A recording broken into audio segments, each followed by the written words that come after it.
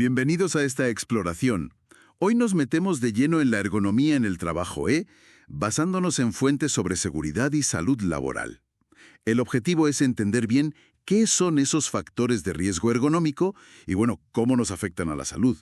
Porque la idea, como dicen los textos, es que el trabajo se adapte a la persona. Exacto, no al revés. Justo. Se trata de prevenir problemas que vienen de cómo interactuamos con el puesto o con las herramientas. Hay 3 factores clave que las fuentes identifican siempre. ¿Cuáles son? Pues mira, primero, las posturas forzadas. O sea, cuando ponemos el cuerpo en posiciones que no son naturales y generan tensión. Hipertensiones, hiperflexiones, ese tipo de cosas. Luego, los movimientos repetitivos. Esto es típico de tareas muy cíclicas, ciclos cortos de menos de 30 segundos, o cuando el mismo gesto es más de la mitad del ciclo. Sobre todo si dura más de 2 horas seguidas. Uf, eso suena agotador. Lo es. Y el tercero es la aplicación de fuerza. Usar mandos, pedales, empujar, arrastrar cosas. Vaya, generar un sobreesfuerzo físico. Entendido. Posturas, repetición y fuerza. Pero, a ver, ¿cómo se evalúan estos riesgos ya en un sitio de trabajo concreto? En la práctica. Pues fundamentalmente con observación directa. Muchas veces nos ayudamos de vídeos, de fotos para no perder detalle y también con mediciones, claro, usando parámetros de antropometría. ¿Y qué se mira exactamente? Se observa qué movimientos se hacen, qué posturas, cuánto tiempo, los pesos que se manejan, las dimensiones del puesto, claro, e incluso cosas del ambiente como la temperatura o la iluminación, que también influyen. Vale, un análisis bastante completo. Oye, y los documentos mencionan también métodos como más específicos, ¿no? Unas siglas.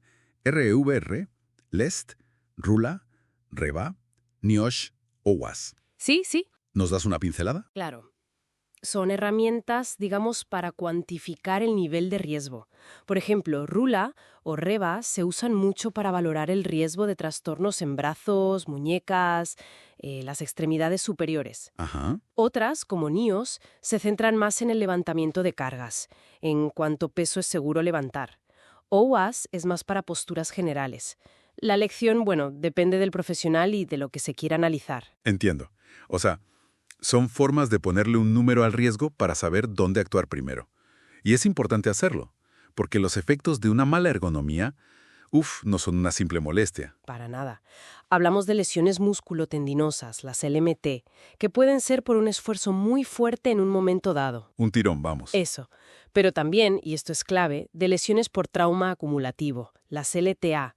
Estas son más silenciosas. Como que silenciosas. Pues que se desarrollan poco a poco, día tras día, pequeñas tensiones, esfuerzos repetidos, que se van sumando, acumulando, hasta que de repente, ¡zas!, aparece el problema. Una lesión ya seria. Ese efecto acumulativo da que pensar. ¿Y qué tipo de lesiones son las más habituales? La lista es larga. Pueden afectar a músculos, nervios, tendones, articulaciones. Lo típico, tendinitis, el síndrome del túnel carpiano en la muñeca, que es muy común. Sí, ese suena mucho. El síndrome cervical por tensión, lumbalgías, claro, hernias de disco. Depende mucho de la postura. Si estás mucho de pie, sufren las piernas. Sentado sin buen apoyo, la espalda. Si trabajas inclinado, la zona lumbar se lleva la peor parte. Está claro el panorama de riesgos y las consecuencias. Entonces, ¿cómo se controlan? ¿Qué proponen las fuentes? A ver, la prioridad número 1 siempre es intentar eliminar la exposición al riesgo. Si se puede, automatizar esas tareas manuales, pesadas o muy repetitivas. Lo ideal, claro. Claro, si eso no es posible, pues se aplican mejoras técnicas. Una máquina nueva, modificar la que hay, cambiar cómo está distribuido el espacio de trabajo. Ajá. Y también, muy importante, mejoras organizativas. Repartir las pausas de otra manera, rotar a la gente por distintas tareas para que no hagan siempre lo mismo, estandarizar procedimientos de trabajo que sean seguros. Y formar a la gente, imagino. Fundamental. Formar e informar. Oye, un caso súper común hoy en día. El trabajo con pantallas. Las PVD que dicen los técnicos. ¿Ahí qué riesgos específicos hay y qué consejos dan? Pues mira, con las pantallas, los principales riesgos son los trastornos musculoesqueláticos, por estar sentado mucho rato en la misma postura, problemas visuales, claro, y fatiga mental también. Y para la postura sentada, ¿alguna clave rápida? Sí, hay varias. A ver, el cuello recto, mirando al frente. la parte de arriba de la pantalla más o menos a la altura de los ojos, y a una distancia, unos 40-55 centímetros. Los hombros relajados, los codos apoyados, formando un ángulo de 90 a 100 grados. Las muñecas rectas, alineadas con el antebrazo. Ojo con teclear con los brazos en el aire o desviando mucho las muñecas. A veces un reposamuñecas ayuda. Vale. Y el teclado a unos 10 centímetros del borde de la mesa. La espalda, importantísimo, apoyado en el respaldo, manteniendo la curva lumbar. Y las piernas, pues con las rodillas también en ángulo recto, más o menos, y los pies bien apoyados en el suelo, o en un reposapiés si hace falta. ¿Y el ratón? El ratón, al lado del teclado, en el mismo plano.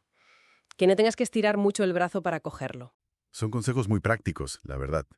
Para el día a día de muchísima gente. Bueno, pues hemos visto qué es esto de la ergonomía, los riesgos principales, posturas forzadas, movimientos repetitivos, sobreesfuerzos, y cómo pueden acabar en lesiones serias, a veces de forma acumulativa, casi sin darnos cuenta. Exacto.